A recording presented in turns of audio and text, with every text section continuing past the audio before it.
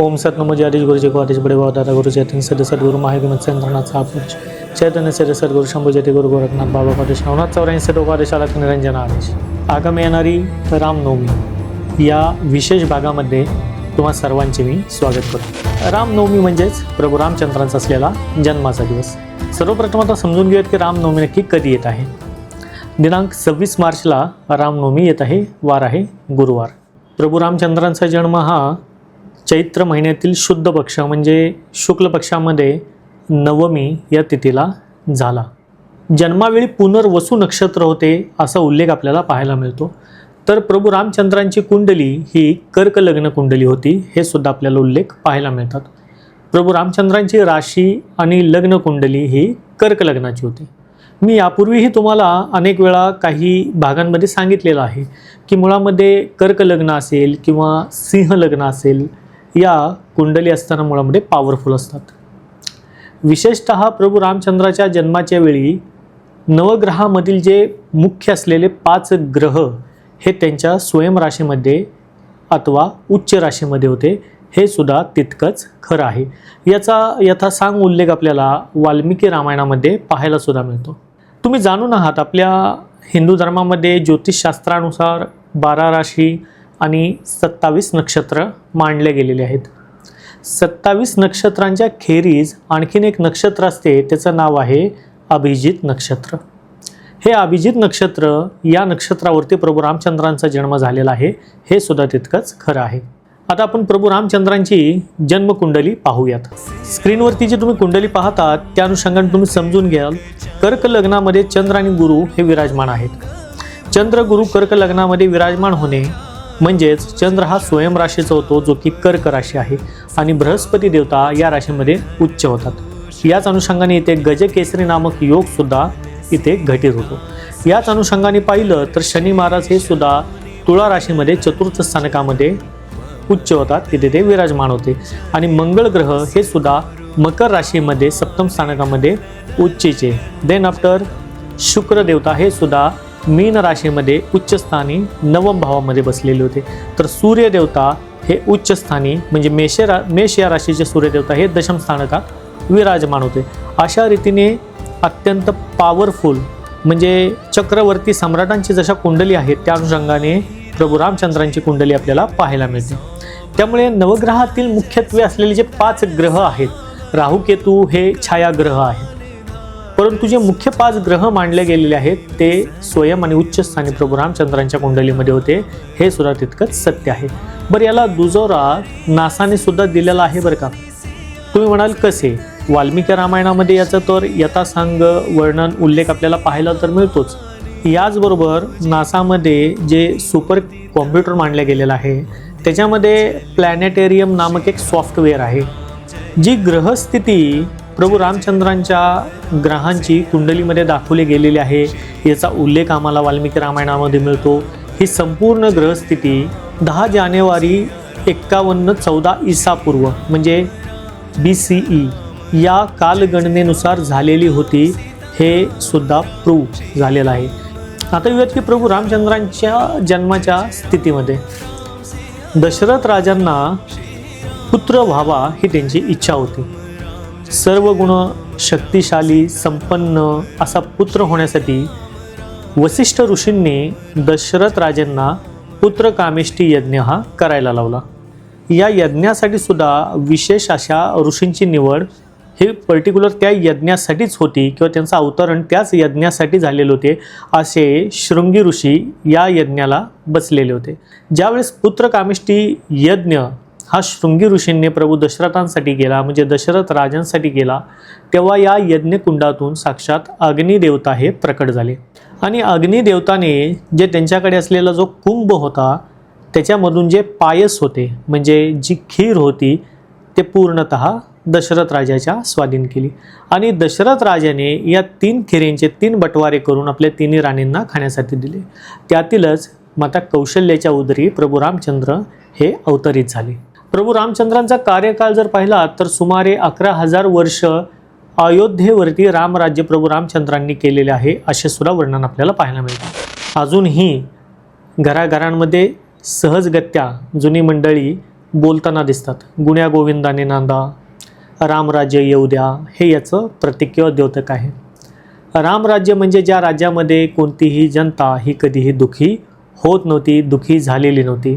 कधीही आपत्कालीन मृत्यू हा अयोध्येमध्ये रामराज्यामध्ये येऊ शकत नव्हता. जिथे धर्म आणि न्याय यांचं जे राज्य होतं ते रामराज्य मानलं गेलेलं आहे. असे जवळपास 11,000 वर्षांचं रामराज्य हे प्रभू रामचंद्रांनी अयोध्येवरती केलेलं वर्णन आपल्याला वाल्मिकी रामायण असेल याच्यामध्ये पाहायला मिळते.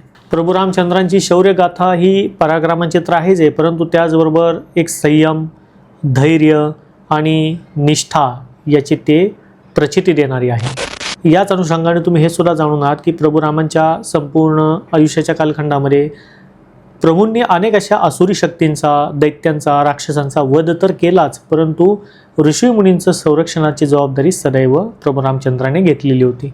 याचं उत्तम उदाहरण म्हणजे विश्वामित्रांच्या यज्ञाच्या वेळी कुमार वयामध्येच असताना प्रभू रामचंद्राने यज्ञाचं केलेलं रक्षण, विश्वामित्र या मुनींचं केलेलं रक्षण, जेव्हा ताटिका नामक एका राक्षसनीचा वध प्रभू रामचंद्राने कुमार वयामध्ये केलेला होता. यज्ञामध्ये विघ्न आणणारा सुबाहू नामक दैत्य असेल, याचाही वध केलेलं उदाहरण मिळते. याच अनुषंगाने मारीच या राक्षसाला 100 योजन लांब धुडकावून लावलेले होते एका बाणामध्ये, याचे सुद्धा उदाहरण रामायणामध्ये आपल्याला पाहायला मिळते. वनवासाच्या कालखंडामध्ये दंडकारण्यामध्ये विराट नामक अशा मोठ्या दैत्याचा वध केलेलं सुद्धा सुंदर असं वर्णन आपल्याला इथे पाहायला मिळते. खरदूषणसारख्या एक पराक्रमी असुरांचा सुद्धा वध, जे त्यांच्या 14,000 राक्षसांसहित एकट्या प्रभू रामचंद्राने केलेलं वर्णन आम्हाला रामायणामध्ये पाहायला मिळते.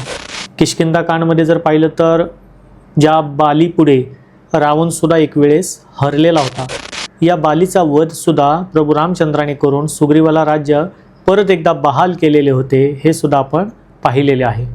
मग कुंभकर्ण असेल, रावण असेल, अशा अनेक धुरंधर अशा राक्षसांचा, असुरांचा वध हा प्रभू रामचंद्राने केलेलं वर्णन आपल्याला पाहायला मिळते. शत्रू जरी असेल, परंतु तो जर शरणागती आला तर त्याला अभय हे सुद्धा प्रभू रामचंद्राने अनेक वेळा दिलेलं वर्णन आपल्याला पाहायला मिळते. त्यामुळे शौर्य पराक्रम तर आहेच आहे, त्याचबरोबर आणि धर्माची मर्यादा ही सदैव रामचंद्रांनी पाळलेली अनेक ठिकाणी वर्णन आपल्याला पाहायला मिळते. या अनुषंगाने येणाऱ्या राम जन्मोत्सवाच्या दिवशी आपण फूल नाही फुलाची पाकळी बनवून प्रभू रामचंद्रांची सेवा कशा रीतीने करू शकेल ते आपण थोडक्यामध्ये आता समजावून घेऊयात. राम जन्मोत्सवाच्या दिवशी तुम्ही जवळील असलेल्या प्रभू रामचंद्राच्या मंदिरामध्ये जाऊ शकता. तिथे प्रसादरूपी वाटप, अन्नदान तुम्ही हे करू शकता.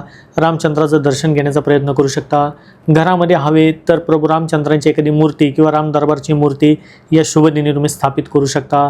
सकाळी रामचंद्रांच्या मूर्तीला पंचाभिषेकाने अभिषेक करणे, दुग्धाभिषेक करणे हे सुद्धा तुम्ही या दिवशी करू शकता. रामरक्षासारखे जे कवच आहेत याचा 11, 21, 51 या अनुषंगाने तुम्ही पाठसुद्धा करू शकता.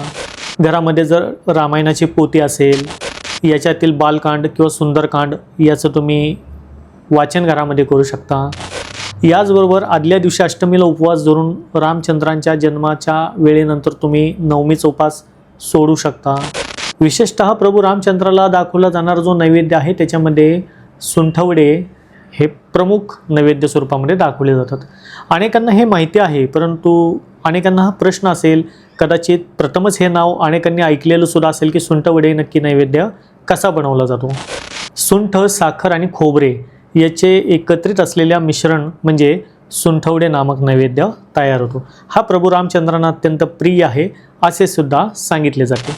या अनुषंगाने प्रभू रामचंद्राच्या नैवेद्यामध्ये सुंठवडे असेल हे दाखवू शकता. घरामध्ये गव्हाची किंवा तांदळाची खीर बनवून हे सुद्धा तुम्ही दाखवू शकता. पंचामृत हे सुद्धा नैवेद्य स्वरूप दाखवू शकता.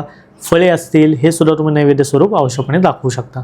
दुपारी ठीक 12 वाजता प्रभू रामचंद्राच्या जन्मावेळी घरामध्ये असलेली प्रभू रामाची मूर्ती असेल किंवा फोटो असेल ते पाळण्यामध्ये ठेवून तुम्ही पाळणा सुद्धा म्हणू शकता. गुलाल, फुले उधळून राम जन्मोत्सव हा आनंदाने आपण साजरा करू शकता. दिवसभर घरामध्ये प्रभू रामचंद्रांचा जप असेल, स्तुती असेल आवश्यकपणे लावू शकता, म्हणू शकता. काहीच नाही जमलं तर श्रीराम जय राम जय जय राम हा जप तुम्ही करू शकता. स्वतःही करू शकता. घरामध्ये टीव्हीला यूट्यूबवरती सुद्धा लावून करू शकता किंवा तो लावून ठेवू शकता, जेणेकरून संपूर्णतः आपल्या घरातलं वातावरण हे राममय व्हायला मदत होणार आहे. अशा तऱ्हेने आपण या प्रभू रामचंद्रांच्या रामनवमीला म्हणजे प्रभू रामचंद्राच्या जन्मोत्सवीच्या दिवशी प्रभू रामचंद्रांचे सर्व गुण तर आत्मसात करावेच, परंतु त्याचबरोबर एक तत्वी, एक पत्नी आणि एक निष्ठा हे 3 गुणसुद्धा आपण आवश्यकपणे प्रभू रामचंद्रांच्या आपल्या संपूर्ण शरीरामध्ये उतरावेत, हेच मी तुम्हाला विनंती करतो. या अनुषंगाने प्रभू रामचंद्रांच्या या जन्मोत्सवाच्या पवित्र दिनी आपण जशी जमेल त्या अनुषंगाने घरामध्ये असेल, प्रभू रामचंद्राच्या मंदिरामध्ये असेल, सेवा करण्याचा आवश्यकपणे प्रयत्न करावा.